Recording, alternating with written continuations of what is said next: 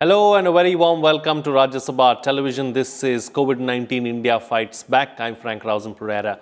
Well, India recorded 22,890 new coronavirus cases in the past 24 hours, taking the total caseload to over 99.79 lakh. The number of fresh infections is 4.6% down since Thursday. Up to 338 more deaths were reported in this time, taking the total fatality to 1,44,789. The total recovered cases of the country crossed 95 lakhs with over 31,087 recoveries since Thursday. COVID-19 cases in India are steadily coming down while the caseload of infection in many parts of the world is experiencing a second or even a third peak. India's COVID-19 recovery rate is amongst the highest in the world. Most of the developed countries are reporting lesser recovery rates. In this edition of COVID-19 India Fights Back, we will analyze the falling cases and rising recoveries in India. Joining me on the program today are Dr. S.K. Singh, Director, NCDC, Ministry of Health; Dr. B.L. Sherwal, Director, Rajiv Gandhi Super Speciality Hospital, New Delhi; and Dr. Anil Gurtu, Head, Department of Medicine, Lady Hardinge Medical College, New Delhi. Thank you to all my guests for joining me on this edition of COVID-19 India Fights Back. All right, so Dr. Singh, let me start the program with you first. Let's first analyze, this whole issue of, number of cases coming down drastically. It has been less than 30,000 on a daily basis for almost a whole week. This is certainly a positive sign. Yeah, you are very right. And this is not only reflected in the number of new cases, but also we are seeing a constant rise in the recoveries, constant rise in the active, constant fall in the active cases, which have come down to around 3 lakhs, 32,000 from 9 lakh, which we are having around 1st of October. So now, since October, or since I must say for around mid of November, we have been seeing a sustained decline in all the parameters, including the deaths, which are coming down. But having said that, I must underline that this is not uniform across all the states in the country. We are having some good states which are showing all the parameters falling in a sustained manner, but there are states which are still having biphasic type of scenario, or the second wave, or some of the states are not having all the parameters declining, where testing is a problem, where the testing, although the RAT positivity is down, but RT-PCR positivity is substantially high. So there are many issues in some of the states, but yes, if we compare it across the country, we are having very good recovery rate, and we are having observing a sustained fall. And in my opinion, also this should continue. Hopefully, our festival season has been not that much bad as far as COVID is concerned. But yes, looking at the H1N1 scenario, cold weathers ahead, and some pollution level issues, there we can expect some kind of this way or that way scene can be there. Right. Dr. Anil Gurtu, I'd like to bring you into the picture now. As far as, what we're speaking about so far, if you look at the cases coming down drastically, the recovery rates going up as well, of course, what are the factors that can be attributed to it? Precisely, we are still learning and we don't know for sure. However, one could hypothesize a few. First, it could be a question of measurement. Ultimately, whom do we measure? Are we measuring those who are currently infected? Yes. Those who have recovered? Yes, we have that data. But what about that sample of the population which is susceptible still to get it? On that, a lot of issues resolve, because eventually the shape of the epidemic, this shape is determined by three interacting variables. One, that mass of population, that sample of population, anywhere, any state, all over, still susceptible, which can still get this infection because it hasn't still got infected. This susceptible. Then the second section of population is the one that is currently infected. They are under infection right now. And the third is one that has recovered. has come through. So we know for these two, the latter two, that the infected ones are falling and the recovered ones are rising. The susceptible is the issue. Those who are still yet to get it have not got it. How much is that sample population size? There may be some measurement differences there. Our seroprevalence studies do not reflect the fact that herd immunity is anywhere near us. We are still far, far, far away from the herd immunity. What are we picking up? It may be that for every one case, infected case, we are not picking up 15 others who are asymptomatic and therefore not being picked up. So that all those asymptomatics are eventually getting recovered and adding to the pool of those who are forming a sturdy barrier towards preventing the infection going forward at a faster rate. So this could be one factor. The other could be the seasonal ups and downs. All epidemics, of them infectious ones, they show ups and downs. They come and go in phases determined by the interaction between those still susceptible, those already infected, and those who have recovered. And as fresh population movements occur, seasons come and go, we might again see a rise or a fall and a rise. And that pattern may still continue. Time will tell. As of today, the situation is a bit comfortable. Right. The situation is indeed comfortable. Talking about comfortable, a few weeks ago, the situation was not so comfortable in the national capital. So, Dr. Sherwal, the situation has changed though for the better in the national capital as well. What is it that we did in Delhi to turn this around? As far as the situation is concerned, definitely I'm really pleased to say that it is comfortable as compared to last month before Diwali, when it was really alarming. When we were having large number of cases, one day it touched more than 8,000, and now it has come to around 1,300 yesterday. So definitely situation is improving. The admission in the hospital has drastically gone down. In all the COVID hospital, there are hardly total around 3,000 patients are admitted, and home isolation are almost double the number. So that is really heartening, and the death also has decreased. When we have seen more than 60, 70 deaths in a day, now around 30 deaths are there. So that is really pleasant. And ICU admissions are also decreasing. Patients are not willing to get admitted because they are complaining that they are not that seriously sick. So as a whole, admission are decreasing, and we are discharging more patients. If I tell my hospital, there was a time then we were not having bed in the ICUs. So we were really under pressure. But now in ICU, we have around 40 patients. So it's really a good position as of now.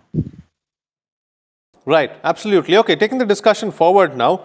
So I'm going to go back to the point that you're raising in your opening remark, Dr. Singh, about how different states are seeing different figures and are reacting differently to this virus. Now, there are some states that are performing well, there are some states that are performing poorly, or for that matter, the cases are high in those states.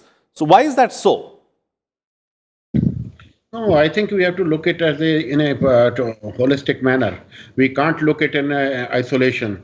Like we had really very bad time, or rather the virus was more active, both in terms of case fatality and in terms of spread, particularly in Maharashtra and Gujarat.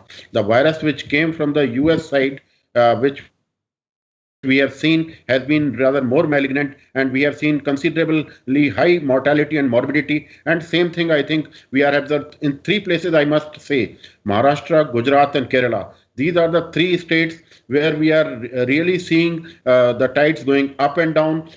we are in a comfortable situation as compared to, say, October or September. But yes, to be very true, Kerala is in the rising phase. Maharashtra is in the second wave phase. Gujarat is still, we don't know that really it has declining. Positivity remains very high. Death is also a problem. So this is it. But I just want to underline some of the factors which you mentioned about Delhi, because Delhi, I was a part of the team which planned the strategy. So what really was done was that we changed this ratio of RT-PCR versus RT-RAT, which was there. It was 20 versus 80. Now we are performing scaling of the test has increased from 40,000 to 83,000 per day. And of that, 40,000 are only RT-PCR. So this scaling up of the testing from mid-November has done a really good job. House-to-house search, nearly 130,000 persons have already been searched from house to house. So a lot has been done at the community level also, and these two have been important. Now, if we see the patients in the containment zone, they have been increased up to 66,000, more than 6,000. So from 22% persons who were in containment zone, now we have 58% in home isolation. As I think Dr. Sherwal was rightly mentioning, that hospital beds have really gone vacant. So now what we are seeing is nearly 84% decline in the active cases. We are seeing 72% cases decline in the even the hospitals. So all these parameters and deaths have come down to two figures. At one point of time, we were even for a sustained long period, we had over 100 deaths for some time, and during the mid-November, and so all these parameters are showing a decline trend. And just I must underline, now we are having a positivity of only 2.2%. So this is definitely a long relief from 16% positivity to 2.2%. All this cannot and with such a high level of testing going on. So I think this all give an indication. If we look at all the parameters in one scene, then definitely it's a satisfying situation. Absolutely. So if we do the right things, we can certainly turn things around, is what the panelists are suggesting. We have to work hard, though. Let's also remind everyone who's watching that this doesn't mean, in no way does it mean that the threat of the virus is mitigated or the threat of the virus does not exist. It's still a very deadly virus. We have to continue to do our bit. We have to continue to ensure that we wear our mask, hand hygiene, and also physical distancing. We've done that, let's not forget, after the festive season, and that also is a big reason why the cases have come down. So that's something that we have to continue to do. So since I've made that point, let me take the discussion forward now. So, Dr. Gurtu, winter was said to be a time which was going to be deadly for the virus. We expected several cases to come about in the winter, and viruses like this we've seen in the past as well get extremely active, during the winter. But here in India, it seems like, it's that isn't the trend.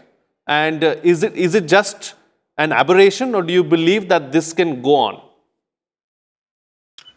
It can go on. See, the virus often in itself does not determine how much infectiousness spreads. It is the virus in interaction with social behavior of us, all of us. The virus and its interaction with the social behavior is what determines the infectiousness or the spread, the scale and the depth. So all the messaging that went on, winters are coming, we are going to have a heavy caseload because we are not taking precautions, we are careless with our social distancing measures and all, that served, I think, as a self-fulfilling prophecy, because a doom was cast upon all of us that we are headed for a bad winters. We became overcautious, and we do see the change all around us. I walk all the way from my home to my hospital via Connaught Place area, and between 3 months ago and today, there's a huge visual change. Everyone is wearing a mask today. Everyone. Unlike just 1.5 or 2 months ago when nobody was in Connaught Place while people were mingling with each other. Today, everyone of all the ages and from all the sections are wearing a mask. So that itself has served as a self-fulfilling prophecy. A bad doomsday scenario alerted the behavior, alerted and resulted into a new behavior pattern, which blocked that prophecy from fulfilling itself. And that is our contribution, our social contribution, which has blocked the interactivity with this virus. That could be one. And of course, compared to the European winter behavior, our winter behavior is very different. European winter behavior is people locking themselves up in their houses for 6 months, 3 months, 4 months because of the extreme temperatures and darkness outside. Here, the winter behavior is more of going out, coming out. So more outdoors. Their winter behavior is more indoors because it's dark as well there, apart from being extremely cold.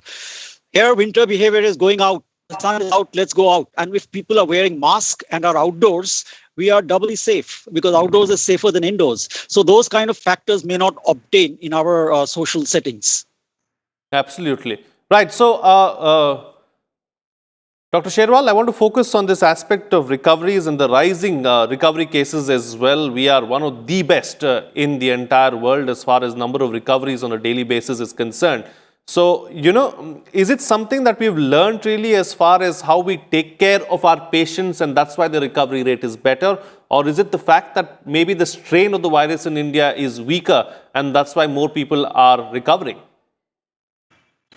No, that can be both. Actually, we can say that virus one and the taking care of the patient is another.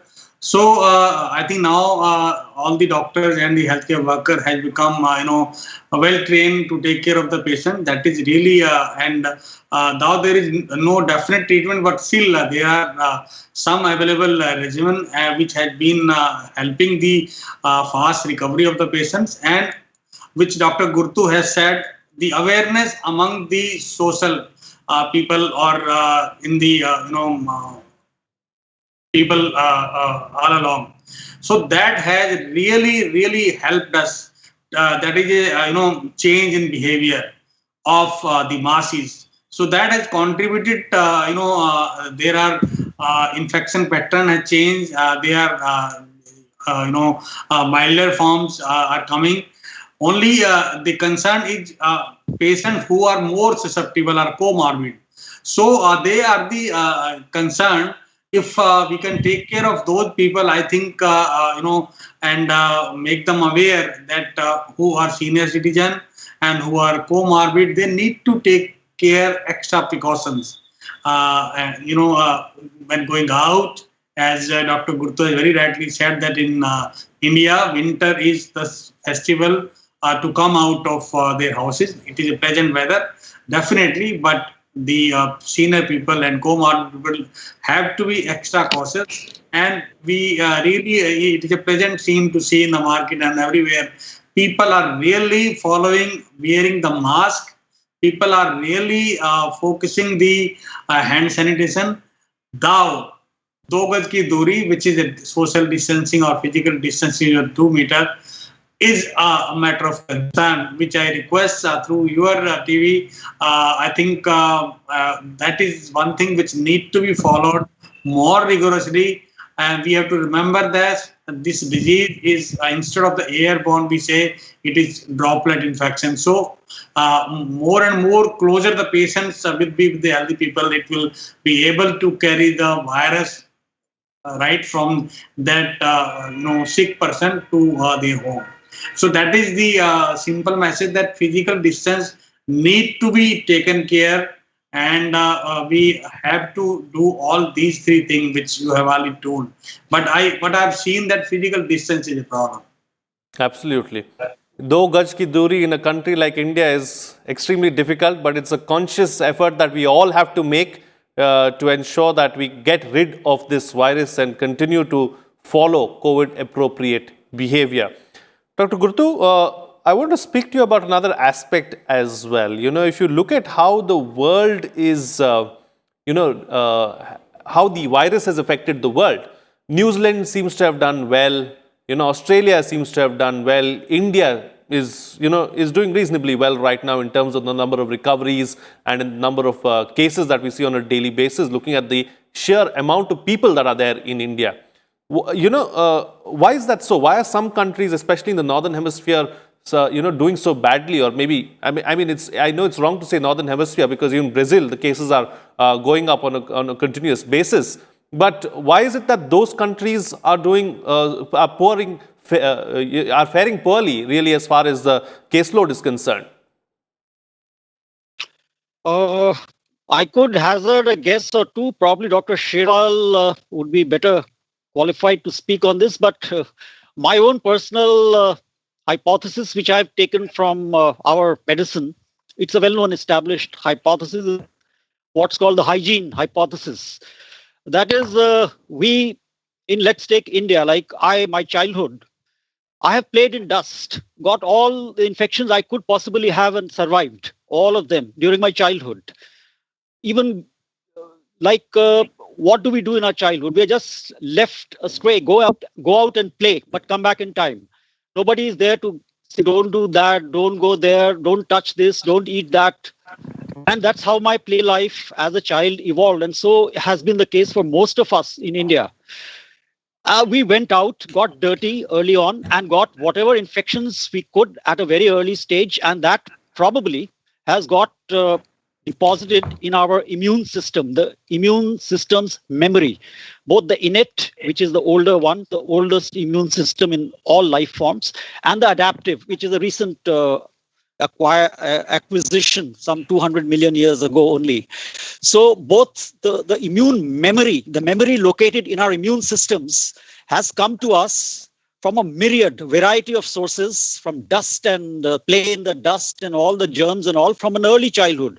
So today, all that memory, including the 4 coronaviruses which have been circulating for a long, long time, probably the aggregate of that immune memory is there sort of giving me a hand of protection today. Probably Dr. Sherwal would throw a better light on this because he is an immunologist and a microbiologist. Absolutely. I'll take that forward with Dr. Sherwal as well. Dr. Sherwal, would you agree with that? To some extent, definitely, as Dr. Gurtu has said.